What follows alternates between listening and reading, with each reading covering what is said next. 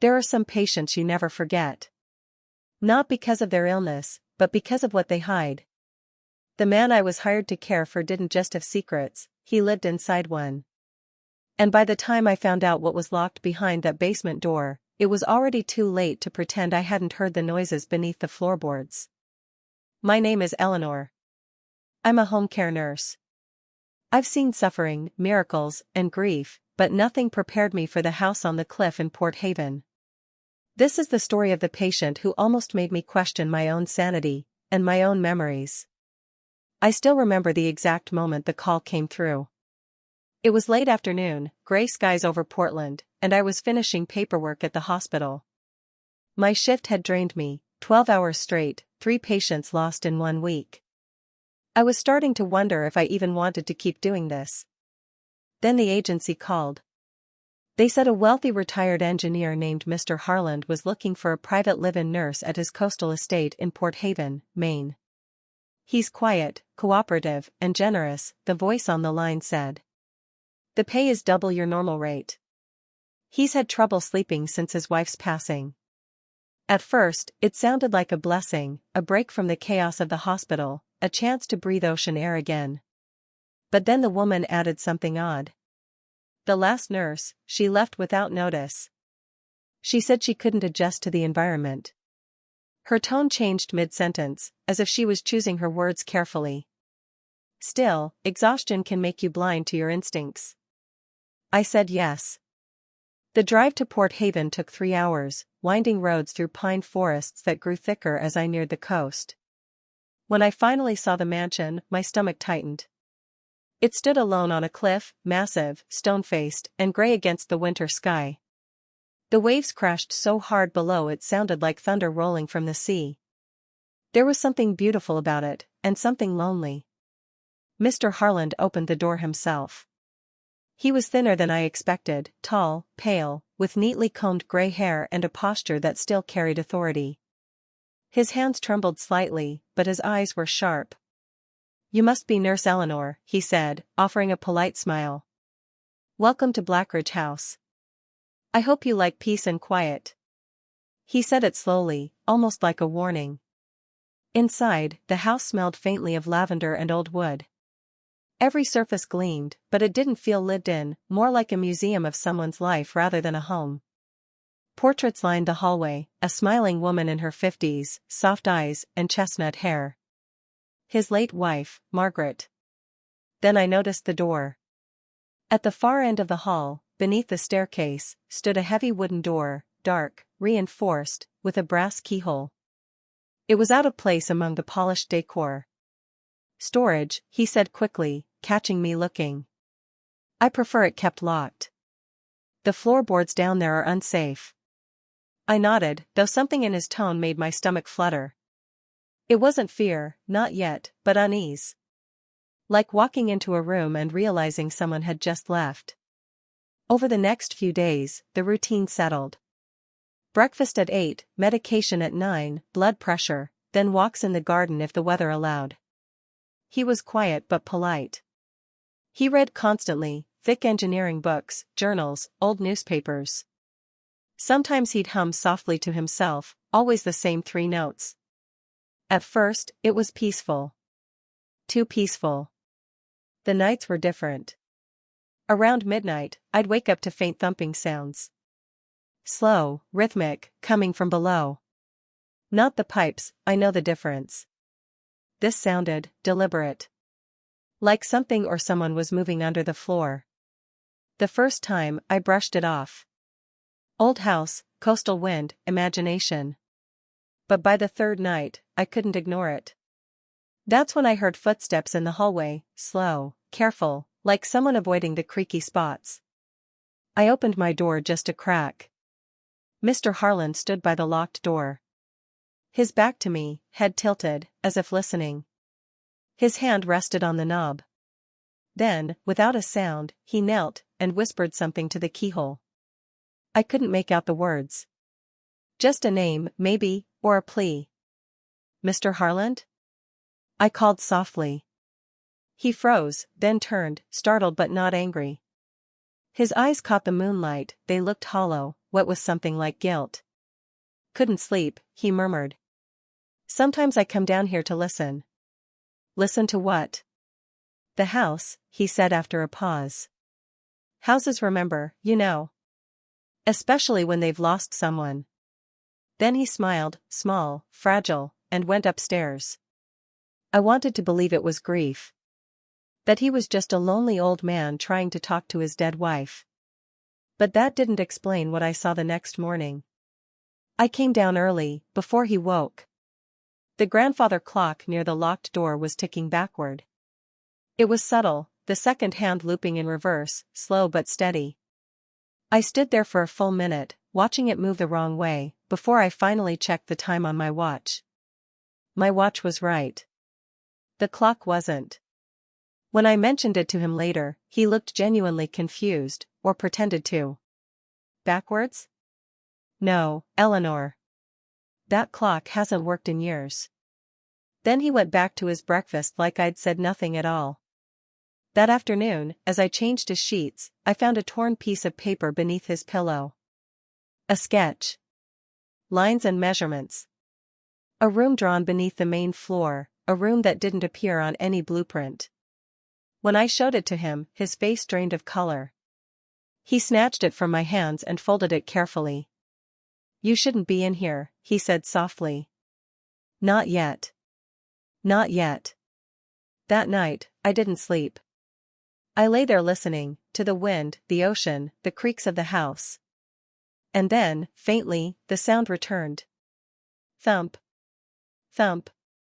Followed by something else, a soft hum, the same 3 notes he used to hum during the day. But it wasn't coming from him this time. It was coming from beneath me. The next morning, I tried calling the agency. The phone line was dead. My cell had no signal. I walked outside, down the gravel drive, nothing. It was as if the entire cliffside was cut off. That's when I saw something strange near the side of the house, a second door, half hidden behind ivy. Smaller than the basement door inside, padlocked shut. When I crouched down, I noticed the concrete beneath it was newer than the rest of the foundation. Someone had sealed something recently. By then, I knew 2 things for sure. 1, the house wasn't as empty as it seemed. And 2, whatever was behind that locked door, Mr. Harland wasn't protecting it from me. He was protecting me from it. If you think this story is strange now, wait until you hear what was really inside that locked room.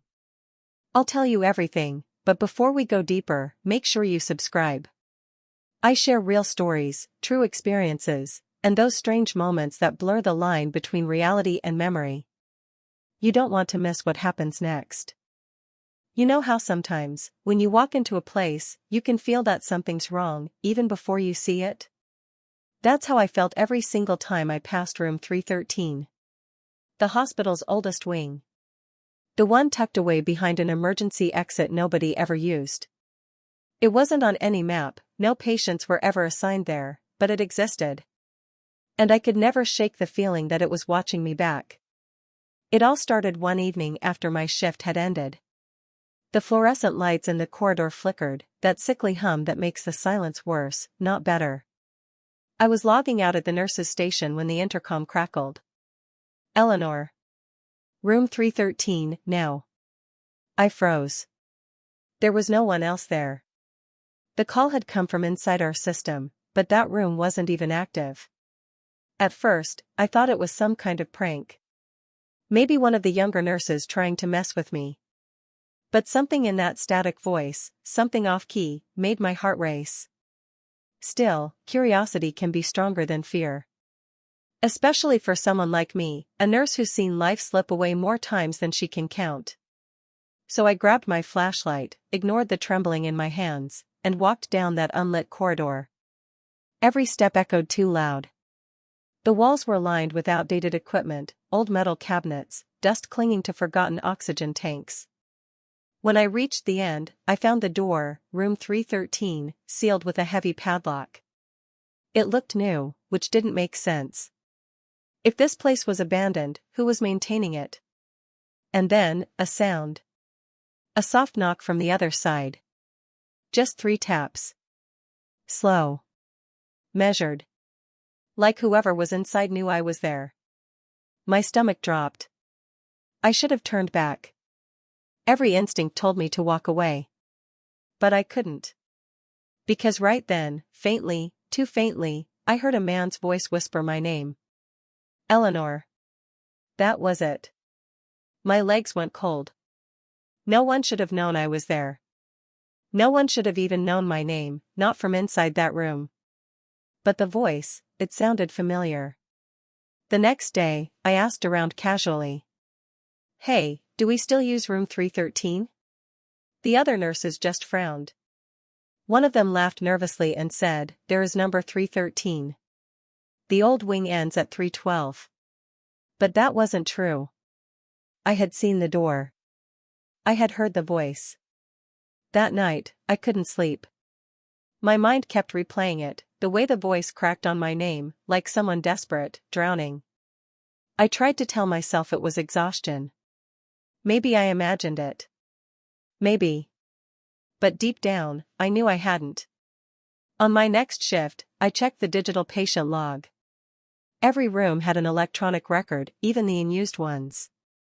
But when I searched for 313, something strange happened. The cursor blinked for a moment, then a single file appeared. Patient, unknown. Admitted, June 12, 1979. Attending nurse, Eleanor Hart. I felt a chill crawl up my neck. That was my full name. But I wasn't even born in 1979. That's when I realized this wasn't a prank. This was something older, deeper. The hospital was hiding something. Later that evening, I found my supervisor, Dr. Matthews, a strict, no-nonsense man with graying hair and a smile that never reached his eyes. I asked him, carefully, if there was an old patient record that might have been duplicated. He just stared at me for a long second and said, "Don't go looking where you don't belong, Eleanor. Some rooms stay closed for a reason." That should have been my warning. But instead, it just fueled me. I needed to know why my name was tied to that room. So the next night, I returned. The padlock was gone. The door was slightly ajar. Inside, it was freezing. My breath fogged up in front of me. The air smelled like antiseptic and something metallic, like rust, or blood. There was a single hospital bed. And on it, an old patient file, open.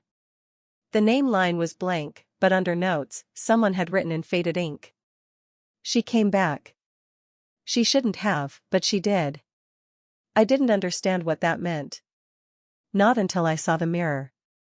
It was standing in the corner, tall, cracked, and clouded with age. But as I stepped closer, I realized it wasn't showing my reflection. It was showing the room, but not as it looked now. Clean. Bright. Someone lying in the bed. Monitors beeping. And me, or someone who looked exactly like me, standing beside him. My heart thudded so hard I felt dizzy. The reflection me turned her head and looked straight at me through the glass. Her lips moved, forming a single word I couldn't hear, but I didn't need to. I could read it clearly. Run. That's when the door slammed behind me. The lights flickered out. And from the mirror came the sound of someone, breathing. Slow. Shallow. Just behind the glass. I screamed, but no sound came out. My throat locked. I ran to the door, but it wouldn't open. Then, in the dark, a voice whispered again, the same one from before, only now it was closer. You shouldn't have opened it, Eleanor. The next thing I remember, I was outside the room, lying on the floor. My flashlight flickering beside me. The door was closed again, and this time, the padlock was back. Except, when I checked the patient record again the next morning, there was a new note under my name. Last seen, November 7, 2025, in room 313. I'm still here. Still trying to understand what that means. And that's why I'm telling you this. Because I think whatever was in that room, it's not gone. It's waiting. Watching. If you ever hear your name whispered from behind a locked door, don't open it. If you've stayed with me this far, maybe you believe me. Or maybe you think I'm losing my mind. Either way, I need you to remember this story, and share it. Because someone out there might have seen room 313 too. And if you haven't already, subscribe. Because next time, I'll tell you what was inside that mirror.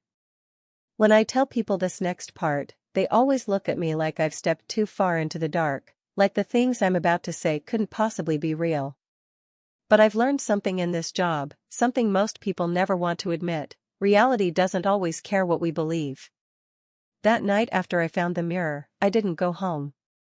I just sat in the staff lounge, staring at the floor, my hands shaking so badly I couldn't even hold my coffee.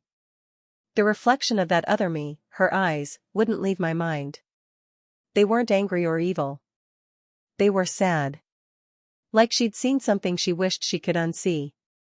When morning came, I told myself I was done. I wasn't going back to room 313.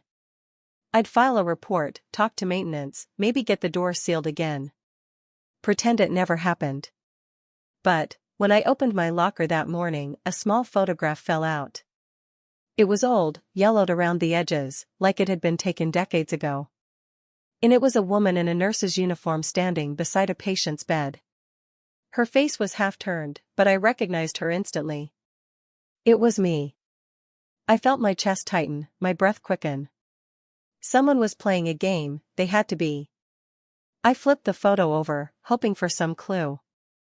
On the back, in faded blue ink, someone had written: Eleanor Hart, RN, June 12, 1979. The same date from the patient record. That's when I realized this wasn't just about some locked room. This was about me. Or maybe, something pretending to be me. That night, I returned to the old wing again. Not because I wanted to, because I had to. Sometimes the only way to stop the nightmares is to walk right into them. The corridor felt colder this time.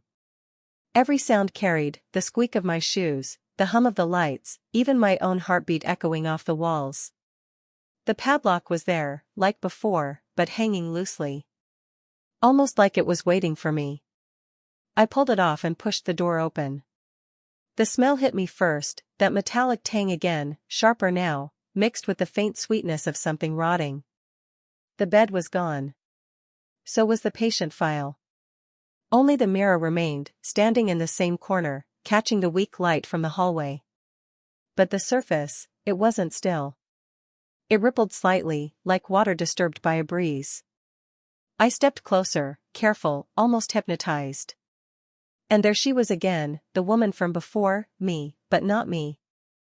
The same face, same hair, same eyes, but older somehow. More tired.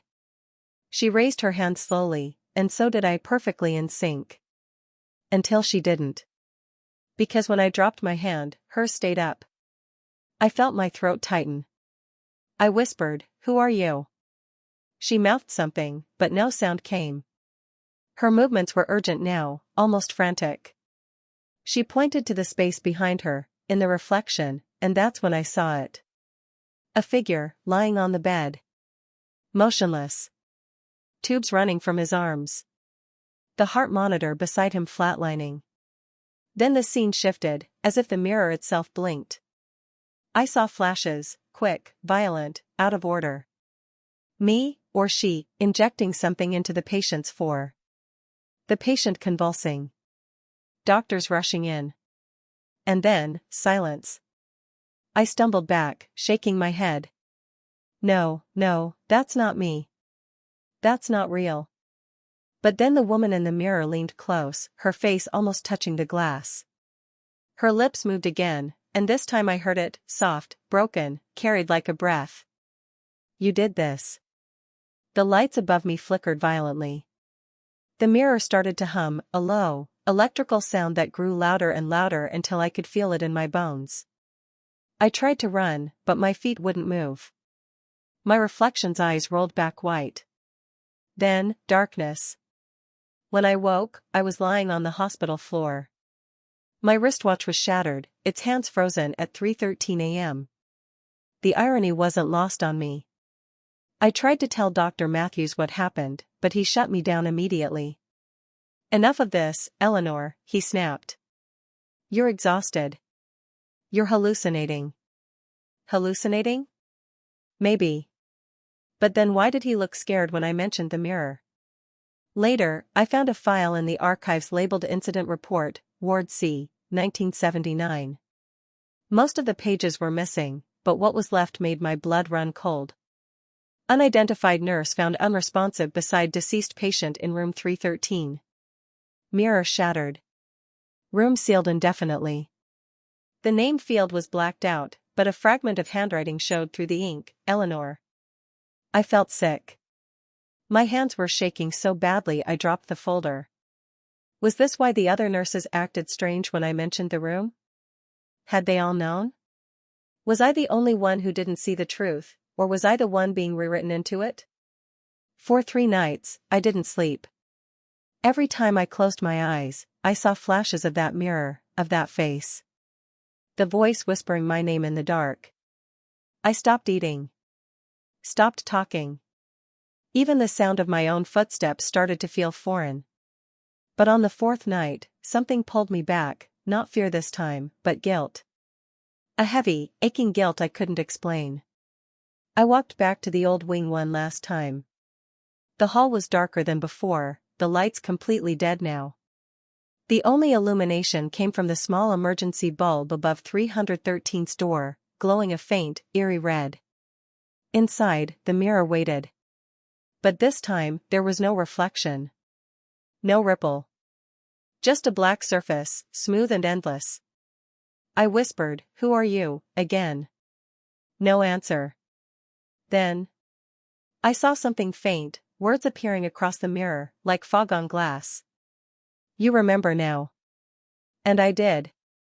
Like a floodgate had opened. I remembered the patient, Michael Carter.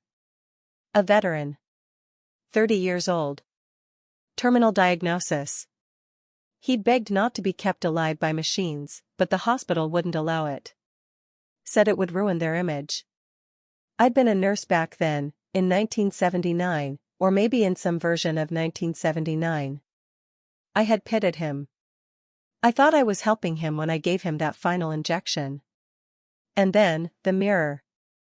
I'd seen my reflection that night too, and it had smiled back. That's when everything went dark. Maybe I'd been trapped here ever since. Maybe I'd been living someone else's life, repeating the same patterns, in a hospital that never truly changed. I stepped closer to the mirror, tears streaming down my face. What do you want from me? The reflection, my other self, appeared again. This time, she was calm. Still. To remember. And to let go. Her hand pressed against the glass. I hesitated, then lifted mine. When our palms met, the surface rippled again, soft, like warm water. The walls began to hum, low and steady. Papers lifted off the floor, swirling in the air. I couldn't breathe. My heart pounded as light poured from the mirror, blinding, endless, swallowing the room whole. And then, silence. When I opened my eyes, I was standing outside room 313. The padlock was back, sealed tight. The corridor was clean. Bright. Renovated. No dust. No cobwebs.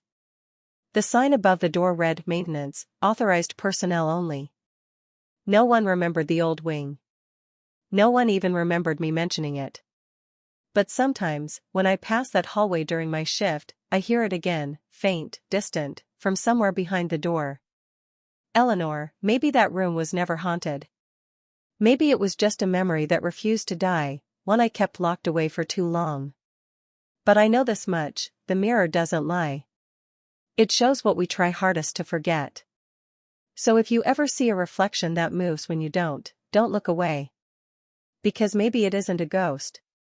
Maybe it's a part of you trying to be heard. Thank you for listening to my story.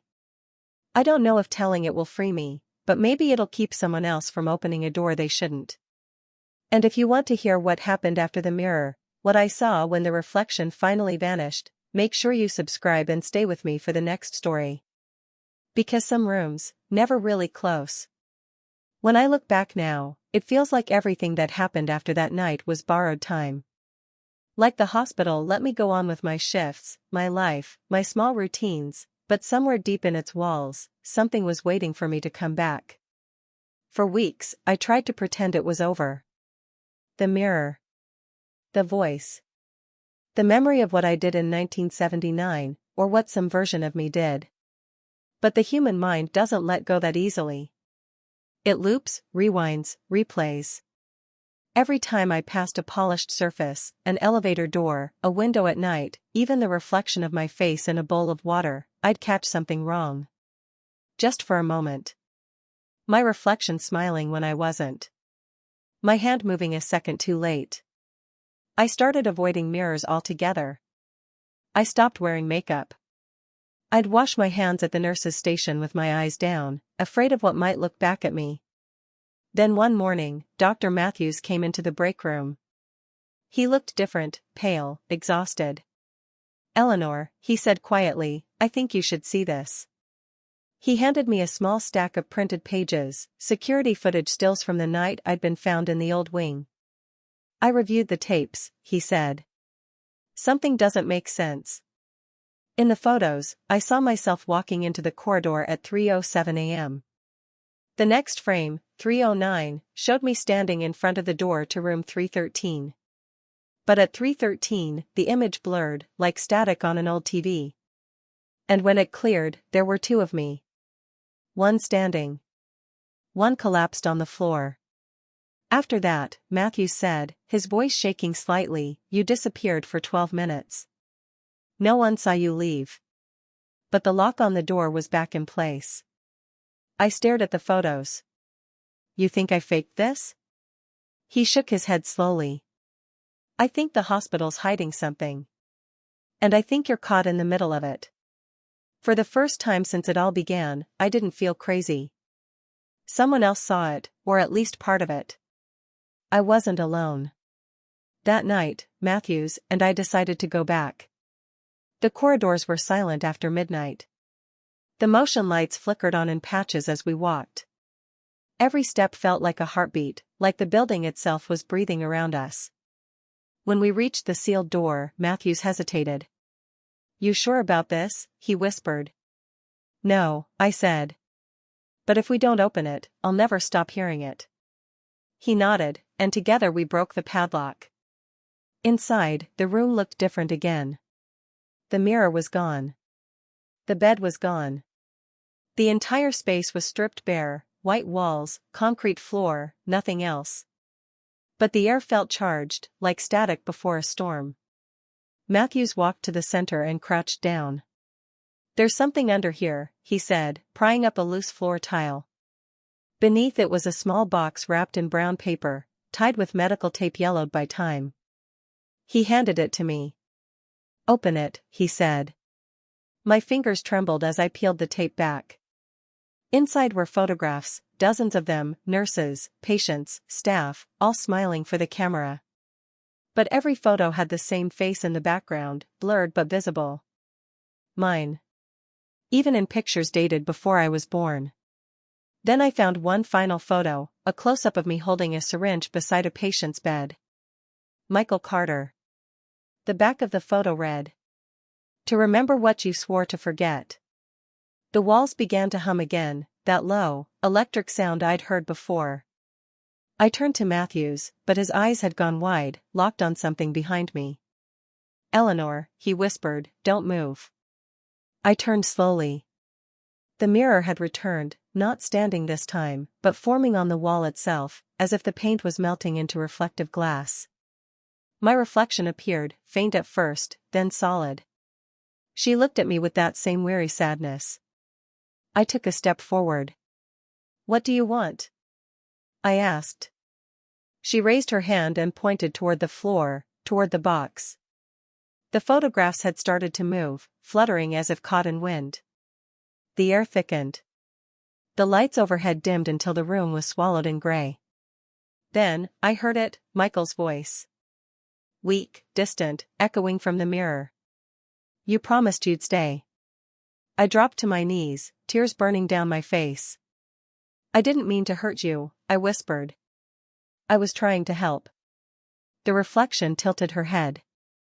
Then why did you forget me?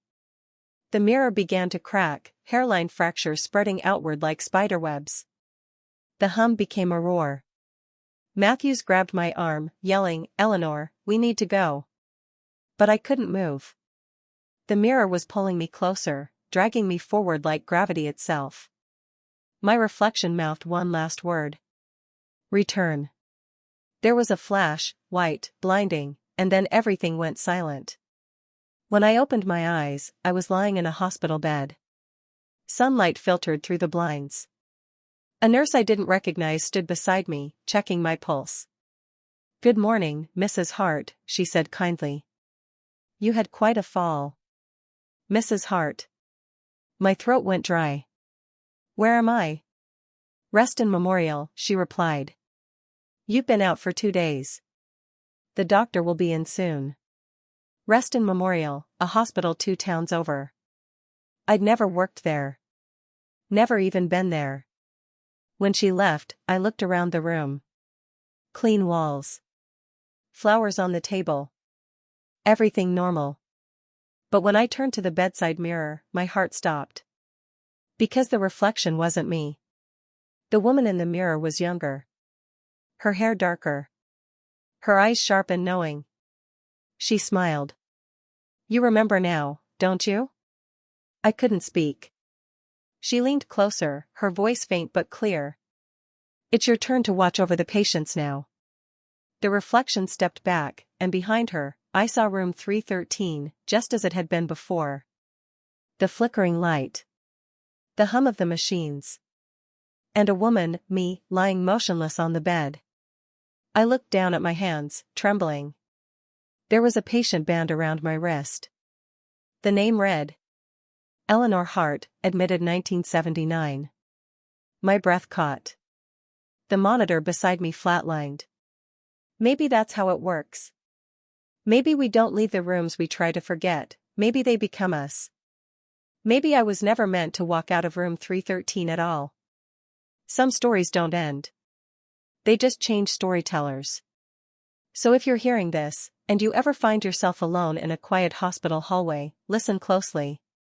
If you hear humming, if you see your reflection move before you do, don't follow it. Not unless you're ready to remember everything you buried.